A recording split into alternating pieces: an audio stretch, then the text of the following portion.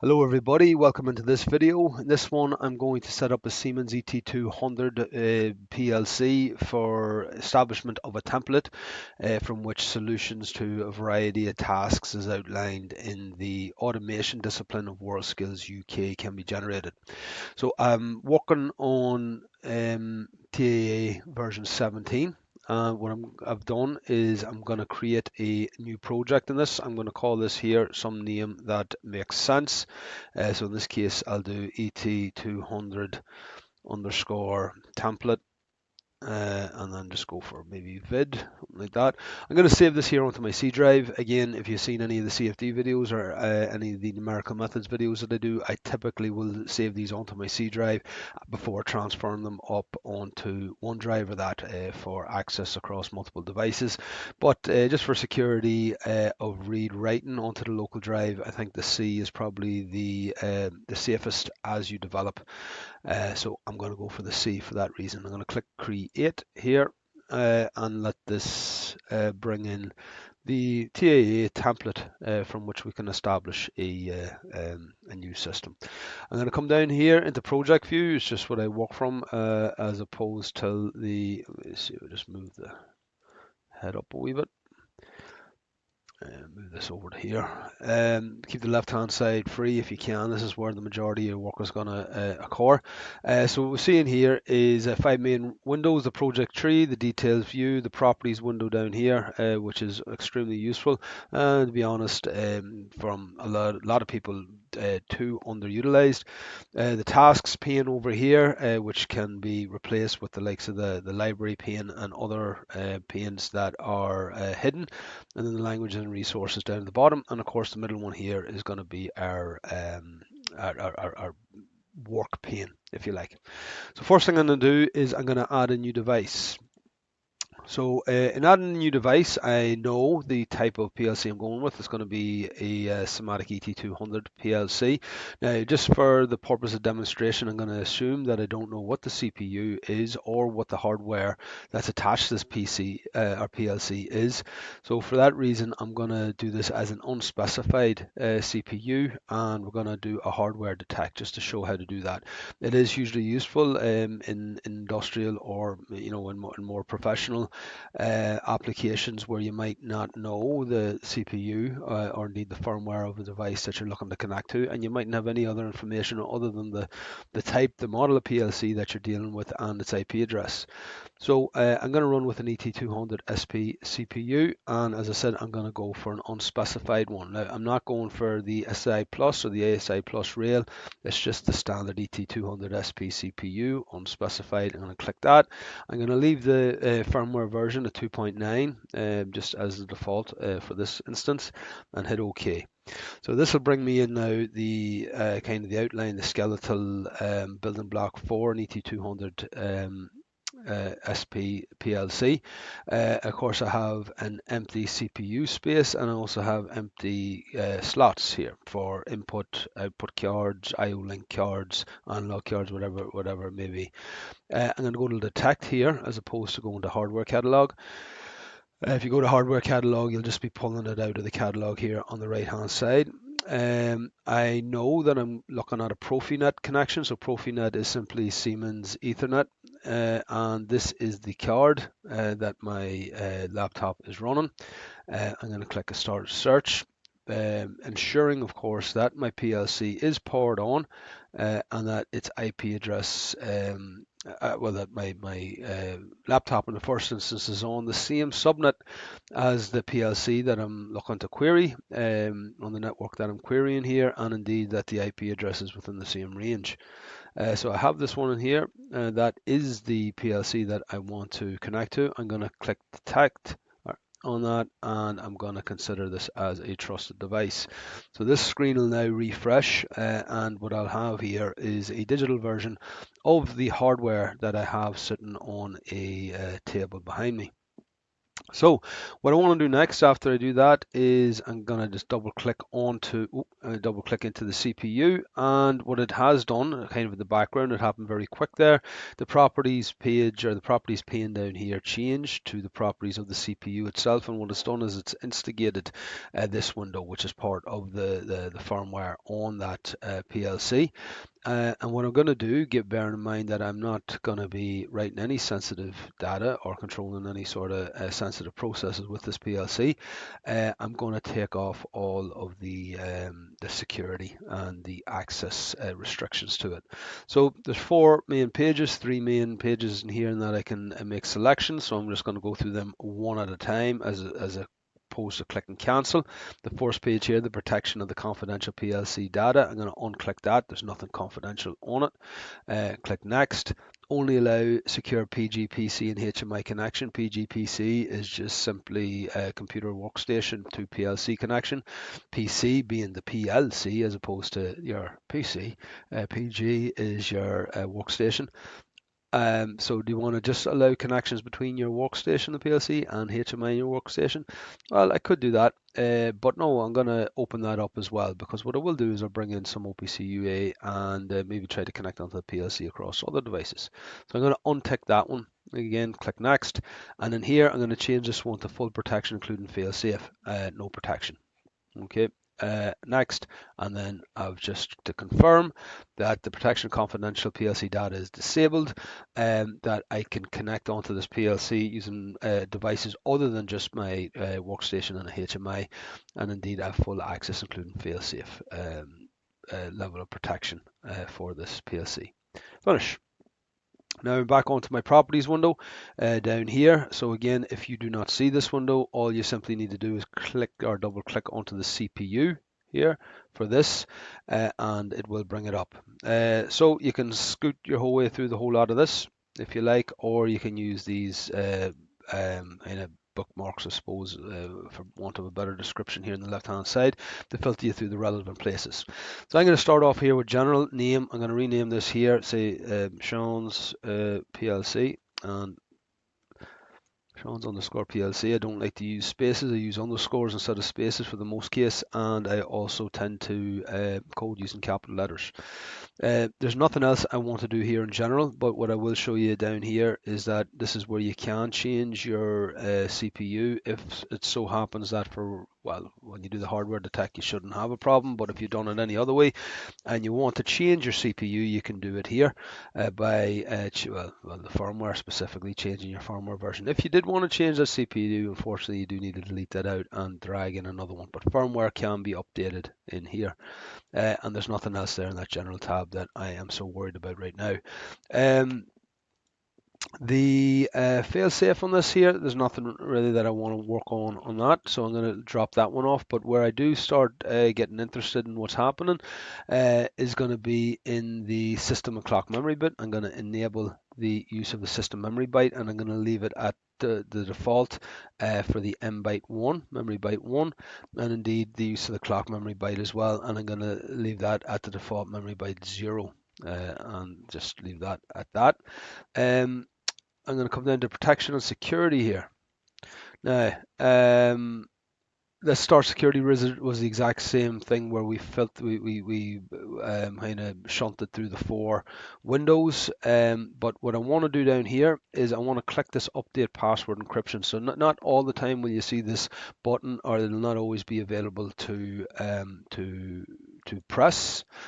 But if it is available to press it, because you will not be able to compile your PLC with that unpressed, because it will give you a warning there that the access or the level of protection differs between what's on the PLC and what you've asked what you've asked to upload. So you must click that if it's there to click.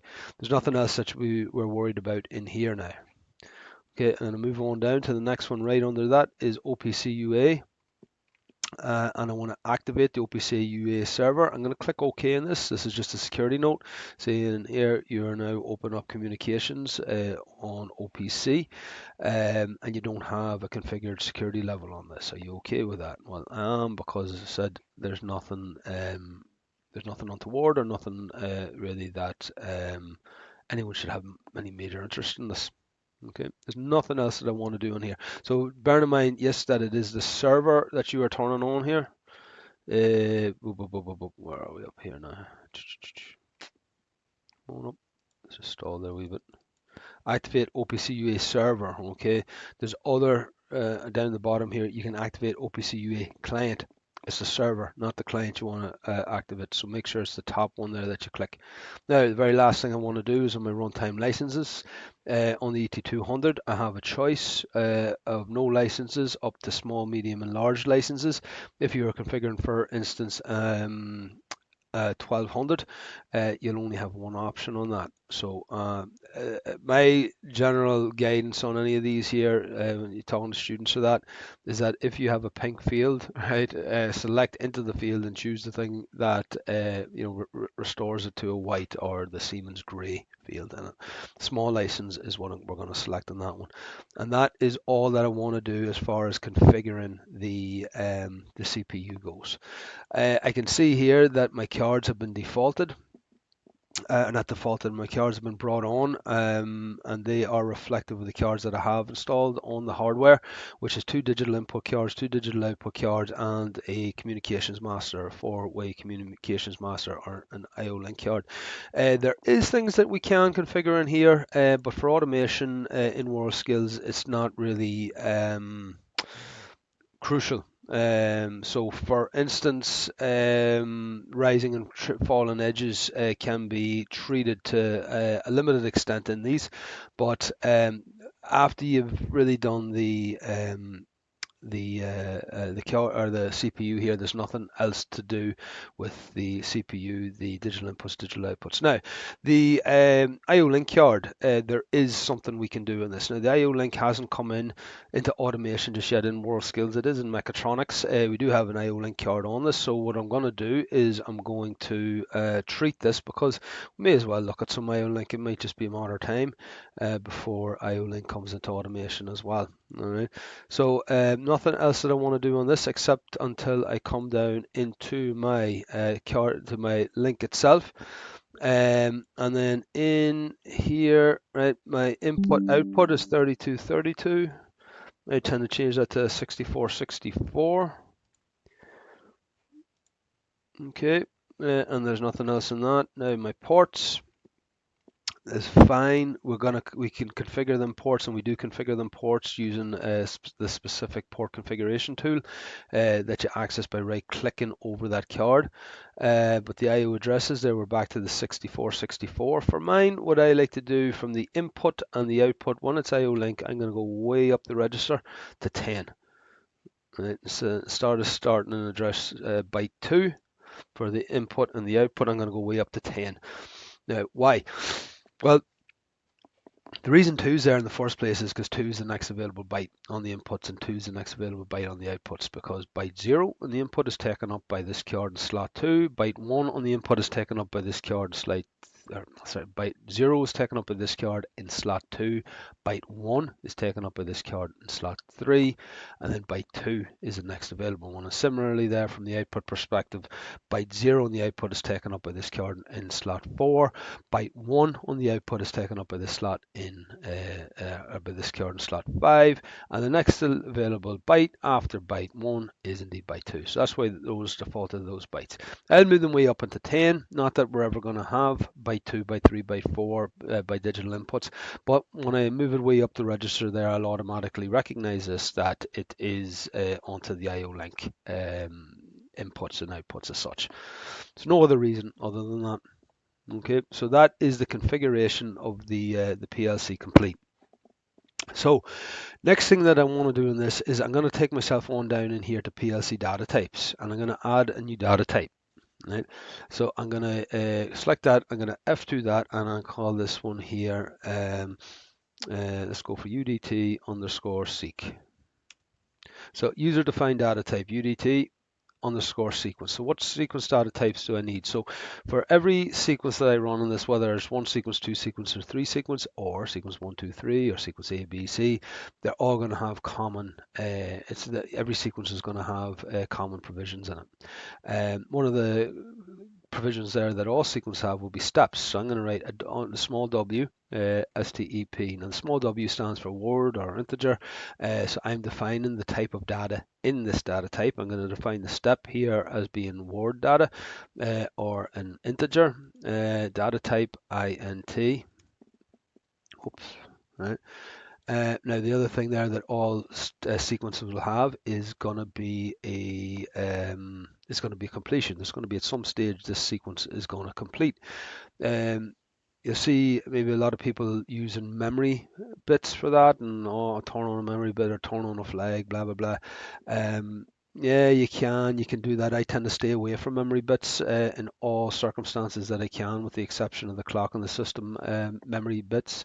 And what I do is I prefer to use data, just turn a piece of data high or low. On this one here, I'm going to go xseq_comp complete, and of course this is boolean. Now the other thing there that all sequences are going to have is going to have timers. So I'm going to go for tmrs, and I'm going to put this in as a structure. And in this structure, I'm going to put multiple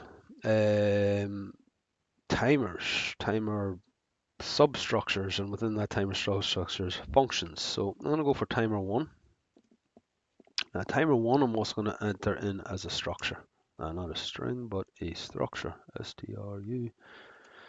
And in this structure, what do we have? Well, I'm going to have a w step for the timer. So w step, and I will go -t. But then I'm also going to have my function.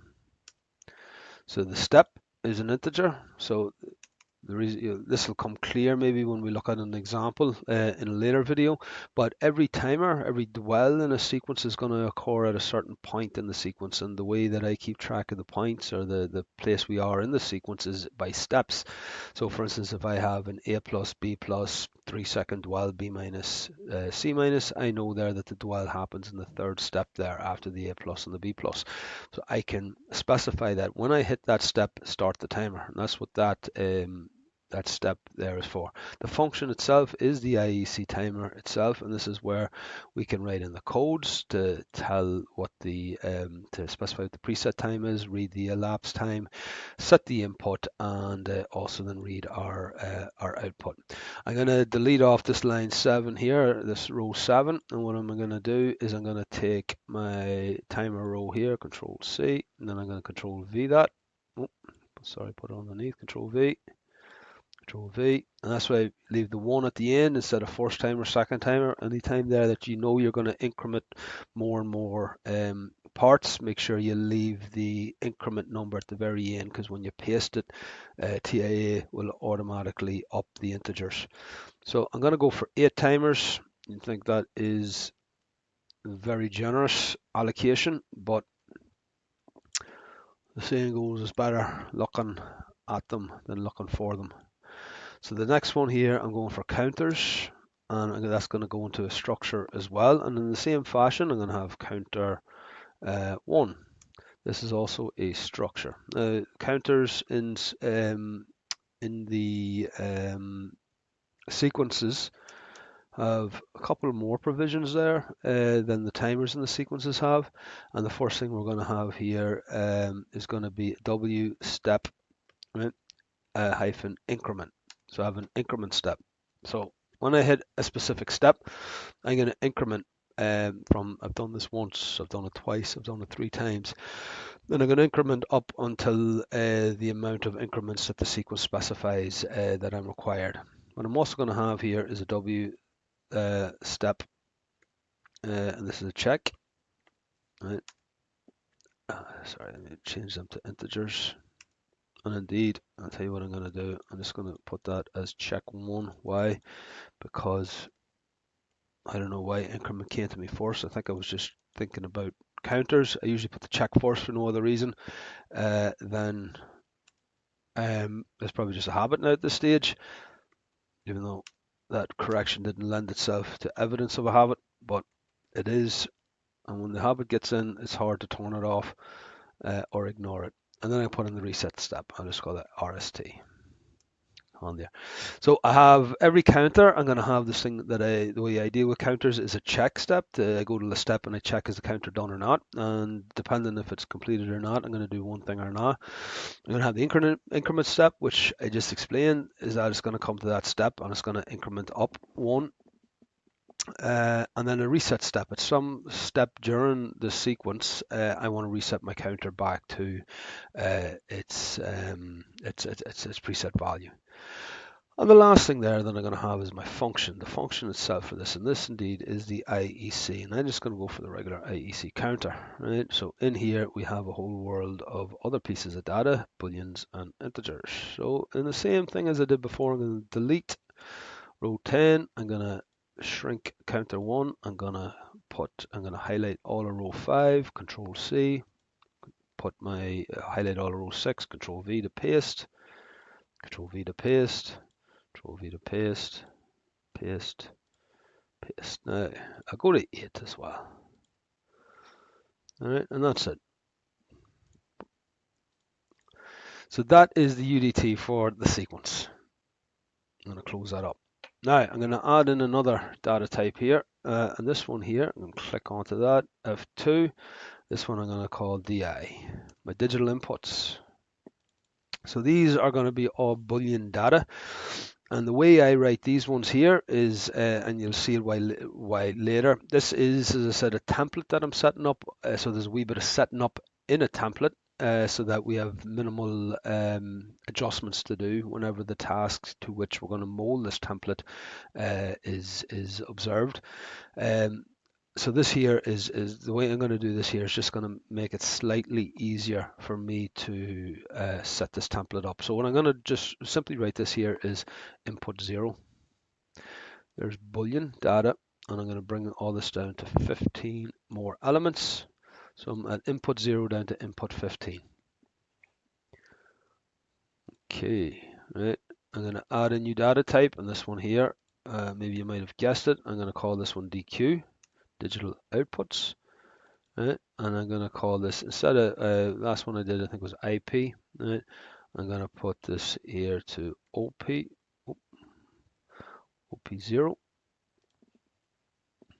right? And bring that 15 more elements.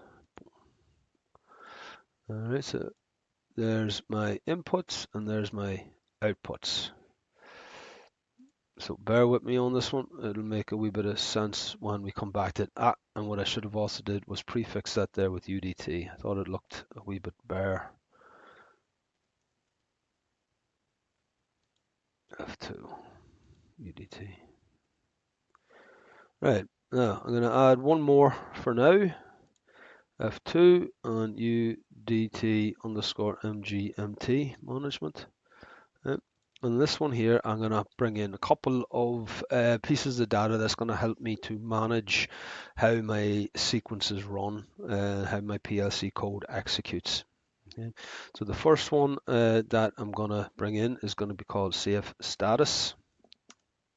Now, multiple choices of data type for this. I would typically use string on this one. String can be a little bit awkward because if you make any spelling mistakes, punctuation mistakes, or anything like that, your piece of data here that you're looking to evaluate, or you're looking to set a condition from which other aspects of PLC code may or may not function, just will not function. So Boolean is a safe one there, where we can put in a comment that if we have Boolean 0, it means there that the system is unsafe. If we have Boolean 1, it's safe for that. But just for the sake of variety, I'm going to make this a string.